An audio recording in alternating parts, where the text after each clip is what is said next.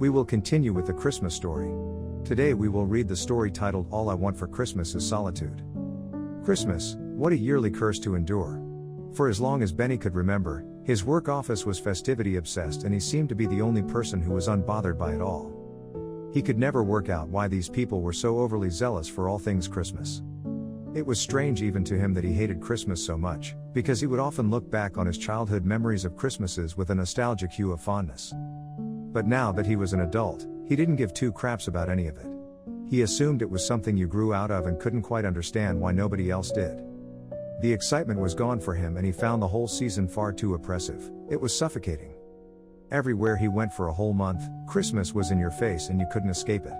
He thought that people forced themselves to be taken up by it all and they were really pretending, surely, to be so happy and excited, because it gave them something to look forward to. A break from the reality of their shitty, insignificant problems for a brief time, an alleviation from the day-to-day misery, so to speak. Then January would come and the grayness would return to their lives, in some sort of post-Christmas misery. It was like they'd depleted all of their joy in 1 month, and life was meaningless again for another 11 months. Today was the last work day before the holidays and Benny had a spring in his step all the way into work. As he entered the 150 squared foot office space, he devoted 180 hours of his one and only life in. Each month, his senses were momentarily shocked and his whole body was forced to cower in response to the visual overstimulation that confronted him.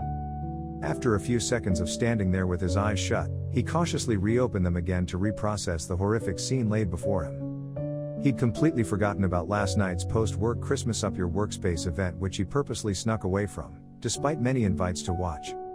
The once sickly, magnolia and beige communal workspace had been perversely transformed into a Christmas scene. The toil they went through to disguise their workplace into some wonderland scene baffled him. Every inch of every surface had tacky tinsel draped over it, had been sprayed with fake snow, or was illuminated with fairy lights, which rhythmically flickered. He'd figured that they must have brought in real elves who had feasted until sick on too much Christmas spirit, and had proceeded to regurgitate it all around the office space.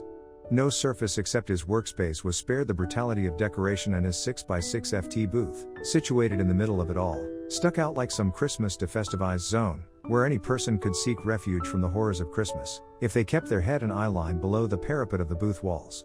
Now feeling acclimatized to it all, he began navigating towards his booth, eyes squinting to protect his retinas, and immediately noticed some smartass, likely Linda, had hung a Mr. Grinch sign to the entrance of his booth. He sighed in annoyance at the sight of it, murmured, "Fuckers," to himself, then proceeded to rip it off and frisbee it across the glittering, office landscape, not caring much where it landed. He settled down into his seat and turned his computer on to check his emails. Today he came in 2 hours earlier, so that he could finish up his work and catch a flight to Marrakesh, away from all of the holiday rituals he so loathed. They'd politely and inclusively CC'd him into the email laying out the itinerary for the evening's office party, full well knowing he wasn't going to attend, because he never did in all the 5 years he'd worked there. Benny agreed about one thing this season: it was a time for giving, and his gift to everybody was the absence of his cynical, loathing personality casting a shadow of awkwardness on their festive activities. The email reminded him that he'd prepared a communal office gift, which he spent most of the night meticulously wrapping so it wouldn't smell or leak on anything. He liked to see himself as a prankster, and was glad that he wouldn't see them opening it, because he'd be on a plane over the Atlantic by then. He took the gift to the work Christmas tree and planted it underneath, then headed back to his desk to check his travel plans, to ensure everything was still arranged and nothing was cancelled. It all looked good and he felt some relief at that. The certainty that he could escape all of this gave him some strength to endure the next 7 hours of his workday. He set to filling out customer invoices and got lost in his labor until he began to hear footsteps as the clock struck 0855. His colleagues, like the machines of habit they were, swarmed in like clockwork with the stench of pumpkin-spiced coffees and the sounds of jingle bells being hummed, preceding them. The murmur of conversation abruptly burst into joyous exclamations and excitement as they took in the scene they'd all created last night, as if it was some surprise they were unaware of. He derisively glanced up at them, watching them disperse into various parts of the office. Some headed straight to their booths, others sought hot beverages from the communal kitchen, and a few covertly dumped their secret Santa gifts under the office Christmas tree. Some had spied his gift and briskly walked booth to booth to spread the news of his gift. They were out of their minds that after 5 years he'd decided to give them something, and partake in their nonsense. Jan, Steve, Louise, and Dan walked past him with judgmental smiles, bid him a good morning out of politeness, but seemed to be looking at his plain workspace more than him.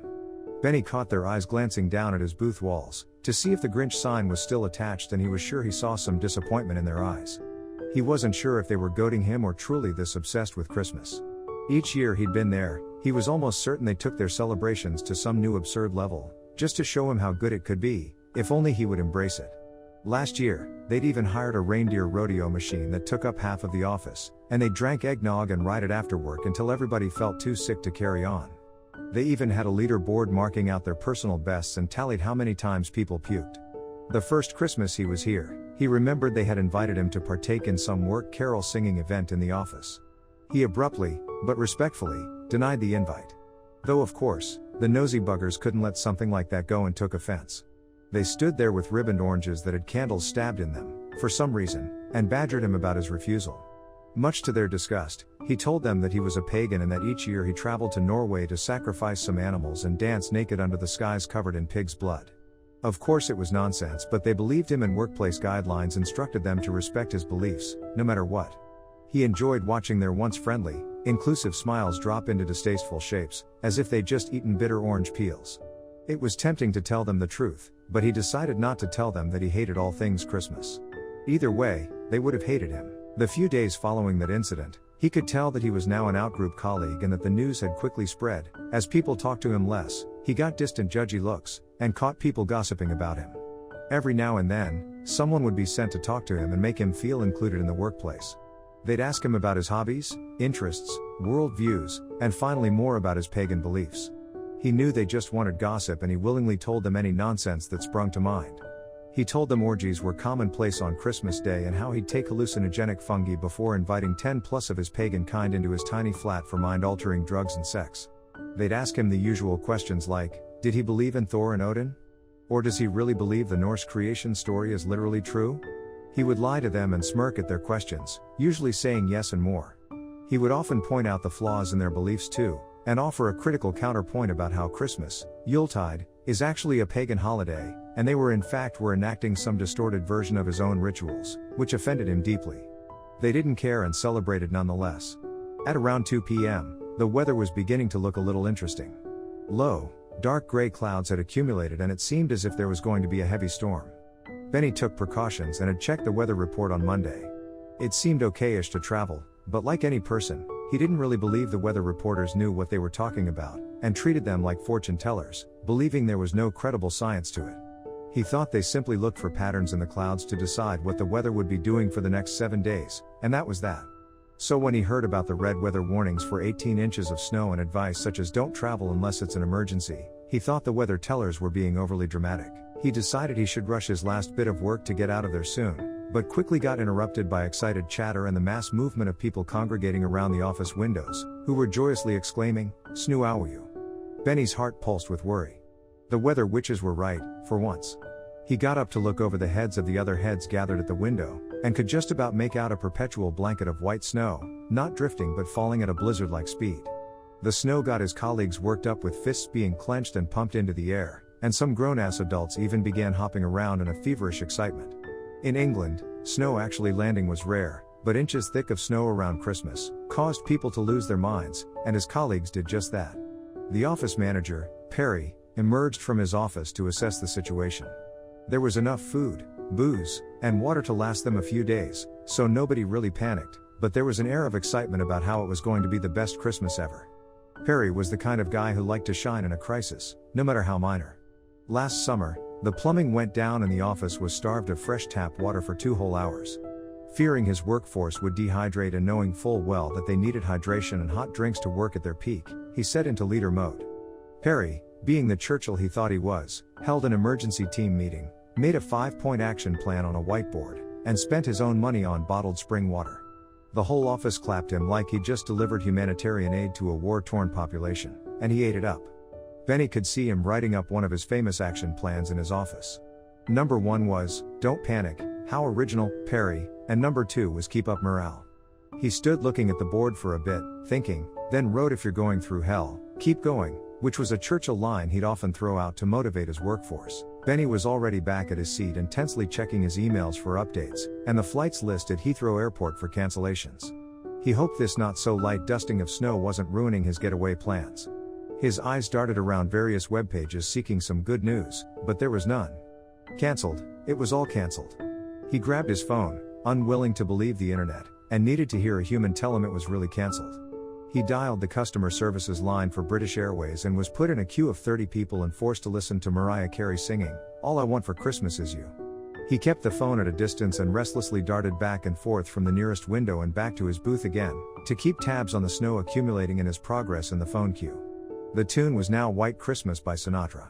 When he looked out into the street, he could see that cars were stranded and snow was accumulating rapidly, inches at a time. He'd never seen snow like it. It was a freak weather event. When he finally got through to customer services, he asked about his flight. It was cancelled. Then he asked when the next one would be, to be politely told there'd be no flights tonight and possibly for days. He couldn't believe it. In a last-ditch effort, he asked if there would be a replacement bus service to Marrakesh, to which the lady laughed at, wished him a Merry Christmas, then hung up. When Benny looked up, he saw that Perry, in full leader mode, had stood up on a table, and was clapping for everybody's attention. He began his speech by rolling out his Churchill quote, which got a few career sniggers, and he then continued with his action plan. He suggested we stay until the snow stopped, and worst case scenario, we had enough blankets for everybody if it came to sleeping here. He then suggested they should gather and open their secret Santa gifts, for morale. Benny's gut wrenched in anxiety at this news. He was hoping he'd be nowhere near the place when it came to this, and now he'd have to face his dirty prank head on. He cowered in his booth whilst his colleagues gathered and joyously tore and ripped at paper wrapping. Laughter and chatter erupted as they showed each other what they had received.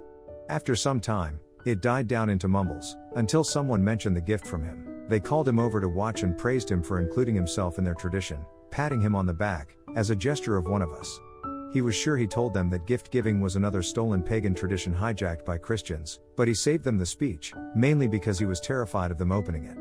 Perry grabbed it and bounced it in his hands to gauge its weight, then perversely grabbed and squeezed at it to work out what was in there.